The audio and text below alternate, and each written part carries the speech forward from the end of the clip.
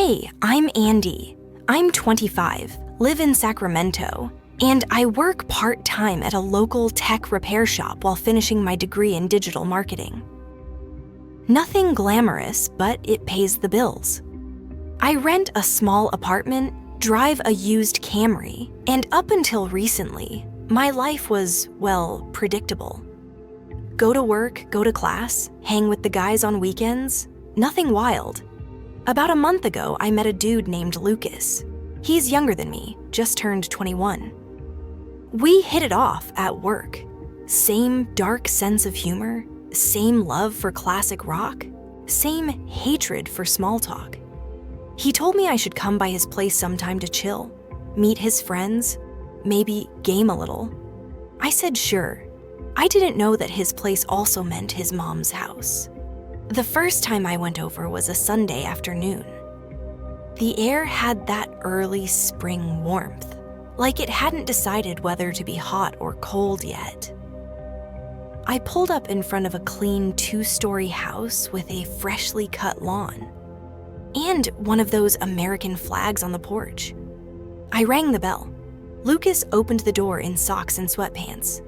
"Yo, come in," he said, waving me inside. "My mom's around, just ignore her." I stepped in, and that's when I saw her. His mom. I swear I didn't expect to see that. She wasn't what you picture when someone says, "my mom." She looked like she was in her mid-30s tops. Tight jeans, white t-shirt. Light makeup, hair tied back in a casual ponytail that somehow made her look like she walked off a Pinterest board. Her posture, her presence, effortless. She looked radiant. "Oh, hi," she said, smiling warmly at me as she walked through the kitchen. "You must be Andy." Yeah," I said, and for a second I forgot my name. "Nice to meet you, ma'am." She laughed lightly. "No need for ma'am, just call me Rebecca." Lucas rolled his eyes. "Mom, can you not try to charm my friends?" "I'm just being polite," she said innocently and winked at me. Winked. We went to the living room, started setting up the game. She passed behind the couch a couple times, going about her day. Lucas and I were talking about some coworker who never shuts up when he works. I laughed at something and said it without thinking, without filtering. "Dude, your mom looks better than girls my age." It just slipped out. I didn't realize I said it out loud until Lucas froze with the controller in his hand. His eyes narrowed. "What?" Then I saw her. She had paused at the kitchen doorway. I don't know if she heard the whole sentence, but the way she looked at me, I'm pretty sure she got the gist. And then, I swear, she blushed. Not like a deep red tomato kind of blush. Just a quick pink on her cheeks and this tiny smirk she tried to hide while she turned back into the kitchen. I looked at Lucas. He seemed confused, maybe a little annoyed. I quickly muttered, "Nothing, just, saying she looks young for a mom. That's all." Lucas shrugged it off, went back to the game. But I couldn't stop replaying that moment in my head. Her look, that subtle smile, that flicker in her eyes. Later, when I was leaving, she walked me to the door. "Thank for stopping by," she said, her voice softer now, more personal. "Lucas needs more grounded friends like you." "Thanks," I said, hand in my pockets, awkward as hell. "And, sorry if I said something stupid earlier." She tilted her head, smiling. "You didn't, it was sweet." And she opened the door and waved me out, just like that. As I got into my car, I sat there for a second, gripping the steering wheel. That blush, that smile, that wink. The next few days, I couldn't stop thinking about it. I told myself it was nothing, just a weird, awkward moment that felt bigger in my head than it really was. I mean, it's not like people blush over compliments these days, right? Maybe she was just flattered. Maybe I imagined it. Maybe she really didn't hear me and just happened to smile. But then came the Instagram follow. It was 3 days after that visit. I was on break at work, scrolling through my phone, and there it was, Revicom home, followed by a notification that she liked a photo from 2 months ago. One where I was at the beach with my hoodie halfway on, just a casual shot. At first, I just stared at the screen. Then I told myself, calm down. She probably just likes keeping up with who her son is hanging out with. Nothing more. Still, I followed back, and that's how it started. Next weekend, Lucas invited me over again. Mom's making that lasagna I told you about. He texted, "You coming or what?" I got there around 4. Same cozy house, same porch, same flag. Rebecca was in the kitchen when I walked in. She had on an apron, tight jeans, and one of those fitted tops that made you question how someone with a 21-year-old kid could still have a waist like that. "Andy," she said with a smile. "Right on time." "Smells amazing in here," I said, gesturing toward the stove. "It's my cheat day meal," she joked. "But I always overcook. So you boys better eat like you haven't eaten in days." Lucas was in the living room, already setting up the game console. I helped her get a few plates out. She leaned in close at one point and whispered, "Thanks for not pretending like I'm invisible." Most of Lucas's friends barely say hello. I looked at her and gave a light smile. "I think you're kind of hard to ignore." She paused just for a second, then turned away and said, "Good answer." During dinner, it was normal, chill. Lasagna was insane, just like Lucas had hyped it. Rebecca sat at the other end of the table, scrolling on her phone here and there, occasionally chiming in with a sarcastic comment or asking Lucas about school. She was warm, witty, like someone who knew how to control the energy in a room without even trying. After we finished, Lucas ran upstairs to grab his laptop. I started stacking plates to help out. Rebecca was at the sink. "You don't have to do that," she said. "I don't mind," I replied, stepping beside her. "You cooked." She smiled. "I like you, Andy. You're calm. Most guys your age try too hard." There was a pause, a very specific, loaded pause. Then she added, without looking at me, "That thing you said last time, about me looking better than girls your age." I froze. She turned toward me, eyes calm, lips curled slightly. "You weren't just saying it, were you?" I clear my throat. No, I wasn't. A long moment passed between us. I expected her to laugh, or roll her eyes, or tell me I was out of line. But instead, she said, "People don't say things like that to me anymore. Not genuinely." "I'm in it," I said. She nodded slowly. I know. Lucas came back downstairs and we both snapped out of it like nothing had happened. But something had shifted. I knew it. She knew it. The atmosphere had changed. We played video games for a while, but my mind wasn't in it. Rebecca passed by a few times. Once, she dropped a folded towel on the couch near me, and her fingers brushed my shoulder. Just slightly, maybe on purpose, maybe not. But she didn't apologize. Before I left that night, she walked me out again. Same as before. "It was good seeing you," she said, arms crossed, leaning against the doorframe. The porch light hit her face perfectly, like something from a movie. "You too," I said. "Thanks again for the food." "Anytime," she said, then softer. "You don't have to wait for Lucas to invite you, you know." My eyes met hers. I didn't say anything. She smiled, not wide, just enough. Then she stepped inside and the door closed. I stood there on the porch for a few seconds, trying to process everything. The words, the glances, the energy between us. She remembered the compliment. She brought it up and she didn't shut it down. Something was happening. I just didn't know what it was yet. It was a Tuesday afternoon when Lucas texted me, headed to my grandma's for a few days. "Mom's home if you need to drop anything off." I didn't respond right away, mostly because I wasn't sure why he felt the need to mention that. That evening, I went for a drive to clear my head. I wasn't planning to go anywhere in particular, just wanted to get out. I found myself driving past Lucas's street, and before I could talk myself out of it, I pulled over, told myself it was casual, just saying, "Hey." I knocked on the door. She opened it in yoga pants and a fitted black hoodie, hair pulled up, no makeup. Yet somehow she looked even more striking than usual, like she didn't have to try. "Andy," she said, clearly surprised. "I thought Lucas left you hanging." I scratched the back of my neck. "Yeah, I know. I was just out and figured I'd stop by. Say hi."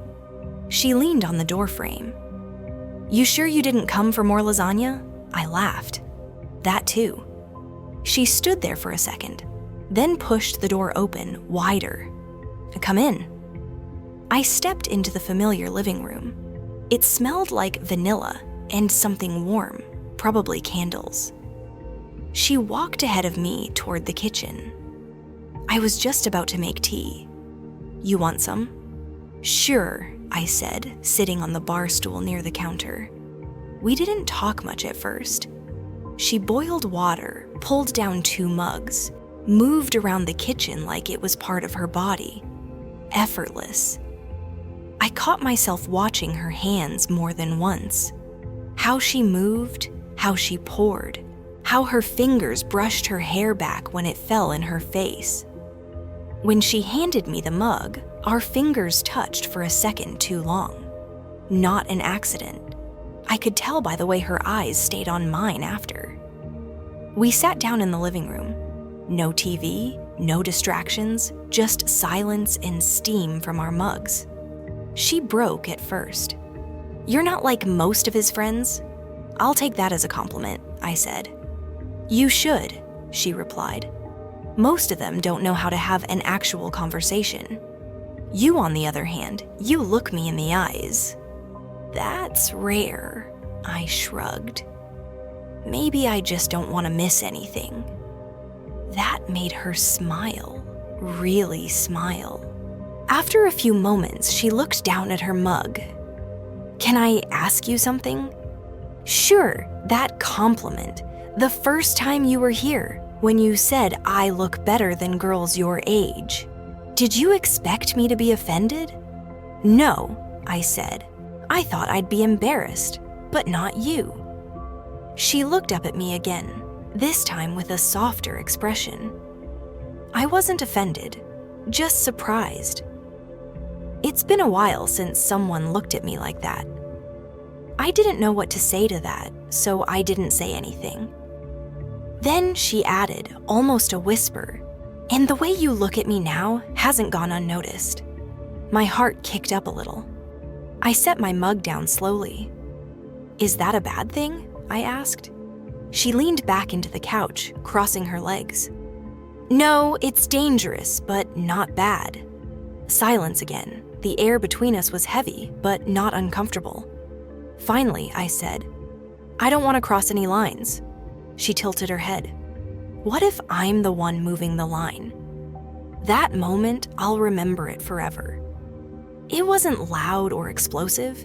It wasn't even physical, but everything shifted. The tension wasn't just in my head. It was real. A silent understanding passed between us. We were both thinking about something we shouldn't, and we both wanted it. She stood up, "Come with me."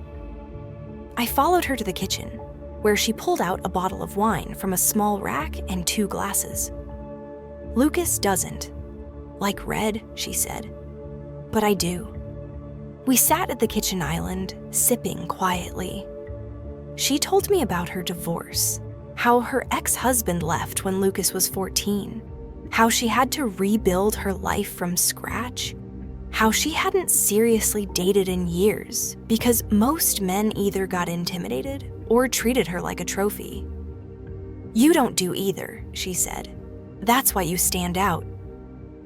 I didn't even realize I'd been staring at her lips while she talked until she said, "You're looking at me like you want to say something." "I am, so say it." I hesitated, then said, "I've been thinking about you a lot." She nodded slowly. "Me too." We didn't kiss, not yet, but the space between us had vanished. Everything about the moment felt suspended, like the world outside her kitchen didn't exist. When I finally stood to leave, she walked me to the door. "Thanks for stopping by," she said.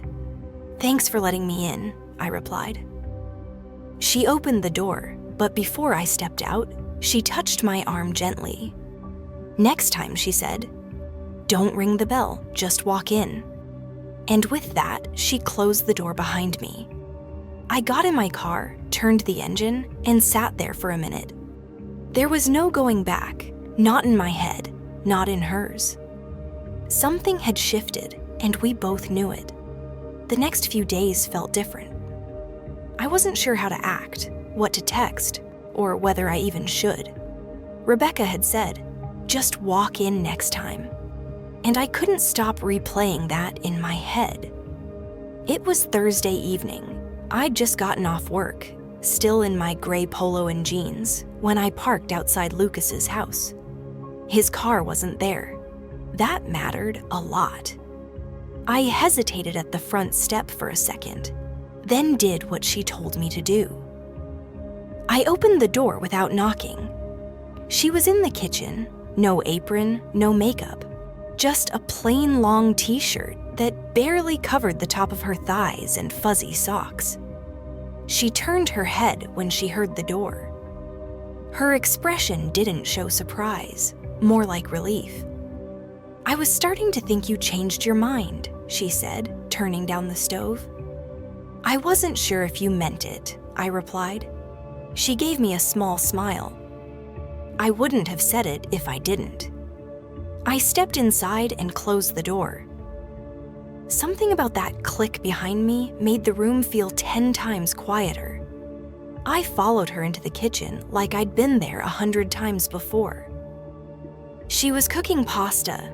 Music played quietly from speaker, Billie Holiday, something slow and smoky. I offered to help, and she waved me off. "You just sit," she said. "Tonight, you're the guest of honor." I sat at the counter watching her.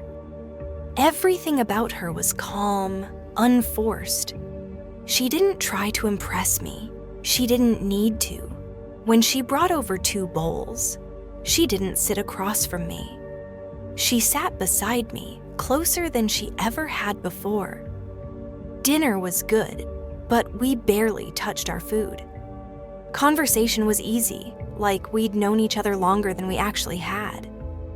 She asked about my childhood, my plans after graduation, whether I ever thought about leaving California. I asked her what made her stay, what she really wanted from life now that her son was grown. At one point I said, "You seem happy now." And she looked at me, really looked, then said, "I am right now." That's what happened. Not dramatic, not fast, just real. She leaned in slowly, gave me enough time to pull back, but I didn't. Our lips met. It was soft, tentative, but long enough to make it clear this wasn't some one-off mistake. When we pulled apart, I looked at her and whispered, "We probably shouldn't." She cut me off, but we already did. She stood up, walked around the counter, and took my hand without a word. She led me to the living room. We sat on the couch, close again. She tucked her legs under her, turned to face me. "You know this can't become a thing," she said quietly. "I know," I said. She looked down, twisting a ring on her finger, even though it wasn't a wedding band. "But I also know how I feel when you're around. and I haven't felt that in years." I nodded. "Then let's not define it. Let's just have it." For now, she looked back up at me, her eyes softened. "For now," she repeated. We kissed again, this time longer, more certain. And when I left that night, again, no Lucas in sight. I didn't say much at the door, neither did she. Just a look, the kind of look you give someone when you both know something has changed forever and you're not ready to tell the world about it. The next day, I went back to work like nothing happened. Lucas texted me that he was coming back Saturday. I replied with a thumbs up. Like everything was normal, it wasn't. Saturday came and I was back at the house, this time with Lucas home. He was loud, cracking jokes, shoving a bag of chips in my face like he always did. But Rebecca was different. Subtle things, the way she glanced at me across the kitchen, the way her hand brushed mine when she handed me a drink, the tiny smile when no one else was looking. I kept my cool, she kept hers, but we both knew. Later that night, as I was heading out, Lucas walked me to the door. "You're coming by next week, right?" he asked. "Yeah," I said. He leaned against the frame. "You and my mom, you get along weirdly well." My stomach tightened. I played dumb. She's cool, that's all. He narrowed his eyes for half a second, then shrugged. "Whatever, just don't let her feed you too much. I swear she cooks more when she likes someone." I laughed, forced and awkward. Noted, as I stepped outside, I glanced back once and saw Rebecca watching us from the hallway. Not smiling this time, just watching. Her eyes met mine, and for a moment, nothing else mattered. We were playing with fire. We both knew it, but it didn't feel wrong. It felt like we were finally alive. It's been 4 weeks since that night on the couch, since our first kiss, since the line that wasn't supposed to be crossed got left far behind us. And no, it didn't turn into chaos.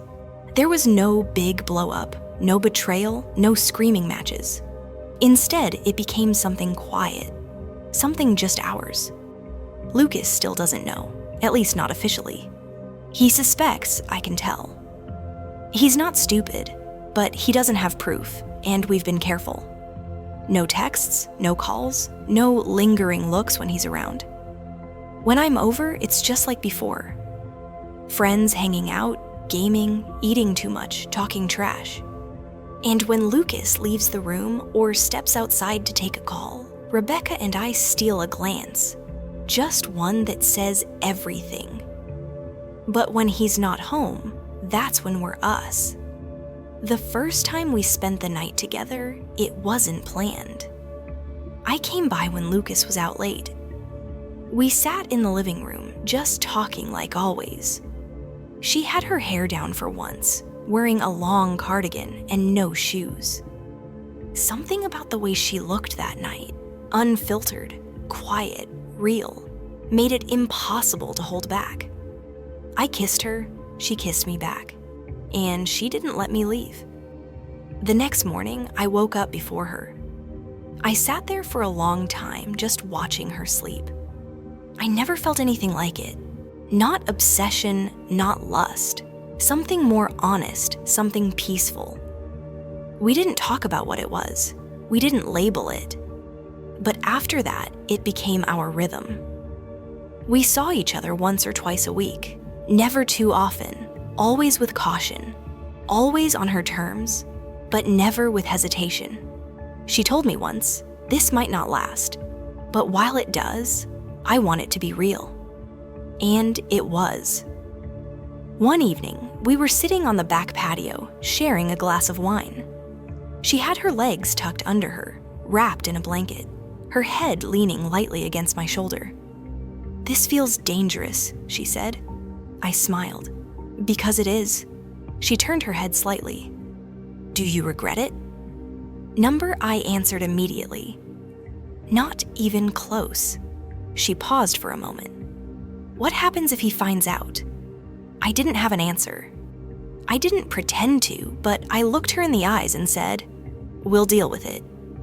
Together, that seemed to be enough. There was something strange about those weeks. We weren't trying to build a future, but it still felt like one. It was like we had this small, invisible room where time stopped, where it didn't matter that she was 43 and I was 25, or that she was my friend's mom. In that space, we were just two people who found something they didn't expect, and we held onto it like it might disappear at any moment. Then came a close call. One Saturday, I came over early. Lucas had said he'd be out all day, but his plans changed. He came home early, unexpected. I was still there. Rebecca handled it like a pro, calm, casual. She handed me a drink in the kitchen, like nothing was unusual, and said, "You boys hungry?" But the tension was thick. Lucas looked at both of us differently that day. Quieter, more alert. He didn't say anything, but I could feel the questions in his head. That night, I texted Rebecca. "I think he knows." She replied, "He suspects, but he won't ask. Not unless he's sure. Should we stop?" I wrote, "Do you want to?" I didn't reply right away. Then, finally, I typed, "Not even a little." She didn't respond for a while. Then just one message came, "Come over tomorrow." So I did, and we kept going. We became experts at discretion. Sometimes I'd visit under other excuses, returning something Lucas lent me, dropping off notes, helping her fix her laptop. But every time, it was more than that.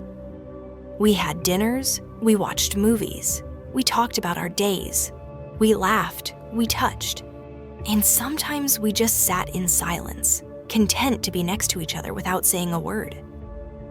I told her once, "I don't know where this ends."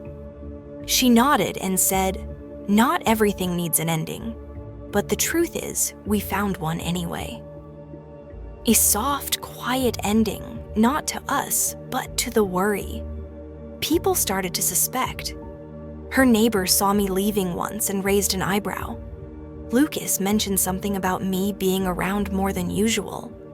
Even one of her coworkers asked me, "You still hanging out with that kid, or are you there for his mom?" I just laughed it off. No one ever said it directly. No one confronted us. But some people knew, and some just chose not to ask. Now, a few months later, we're still seeing each other. Still us, still secret mostly, but not afraid anymore. Lucas has moved out, got his own apartment with a couple guys from school. We still hang sometimes, but not like before. Life has shifted. And Rebecca? Rebecca is still in that house, still glowing without trying, still cooking too much lasagna, still looking at me like I'm more than just her son's friend. Sometimes I stay the night. Sometimes we take day trips, out of town, somewhere no one would know us. We walk side by side like any couple would, like nothing about us is unusual. And in those moments, I realized something. We didn't break any rules. We just wrote new ones. She once told me, "This feels too good to be real." I told her that's what makes it real. We're not a fairy tale. We're not a scandal. We're just two people who found peace where no one expected it. And if that peace is a secret, then it's the best one I've ever kept.